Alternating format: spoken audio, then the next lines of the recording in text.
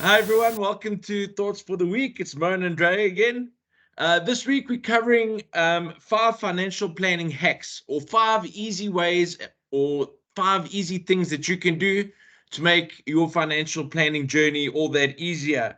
So we're just going to dive straight in with number 1, and that is save before you spend. Mo, would you like to elaborate? Yeah, I think it's the one thing, if they taught anything in school, this is what they should teach. Especially given that most people, funny enough, don't do this. Most people think, well, I'll just save whatever I've got left over at the end of the month, and most people don't have anything left over at the end of the month because as humans, we kind of live to what we have available. So simply just having your savings run as regular contributions or debit orders and at least budgeting for it is the first step in terms of that, job. Yeah, and I mean that takes us straight into number 2, actually, which is have a budget. Yeah. Everyone thinks that budgets are too hard or not worth doing, or it's like too difficult to keep them up to date. But people will easily binge 8 hours of a series because they're so inclined. Keeping up, building an initial budget, and with the tools that are available these days, whether it's through an advisor or a system or an app, is actually fairly easy, and keeping them and actually measuring against that budget, which is as important, is actually also not that difficult. So absolutely.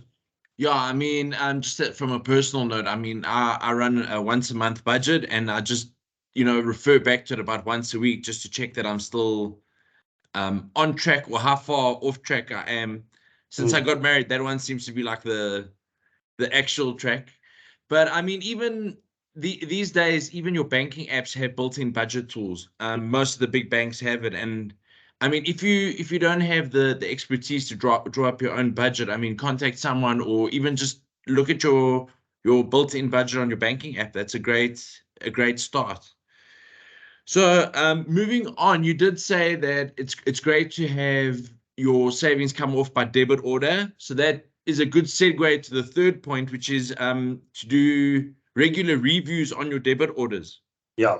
Yeah. What happens often, we come across clients all the time, where, they've signed for things that they've forgotten about, or not understood that something's going to be a debit order. And especially with the smaller amounts, you often find after 10 or 15 years that you've got this thing running and it means just absolutely nothing. I mean, I think very, very pertinent to that and good examples is things like funeral policies that you forgot you had, or maybe you don't need anymore, small other insurance policies, will custody fees, and then obviously other non-financial related things. So it's good, even if it's just once a year, just go check your debit orders and clean house, as it were.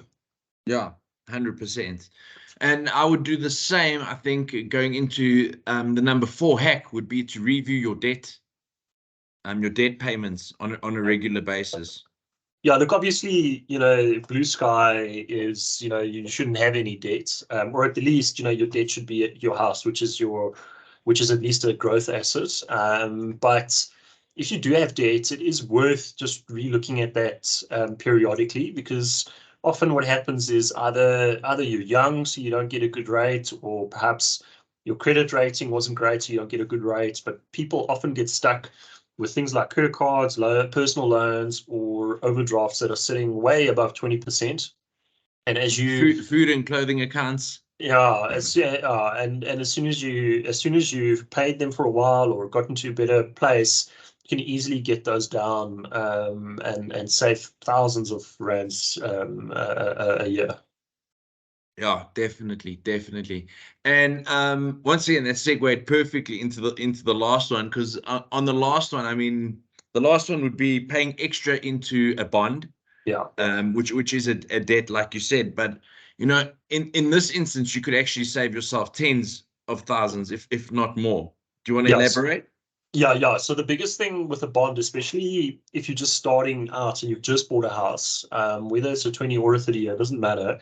For the first couple of years, almost your entire bond payment is interest. And most bond accounts these days, not all, so it's important to check, but most are access facilities. So in other words, if you're paying off extra in an emergency, you can actually access that again.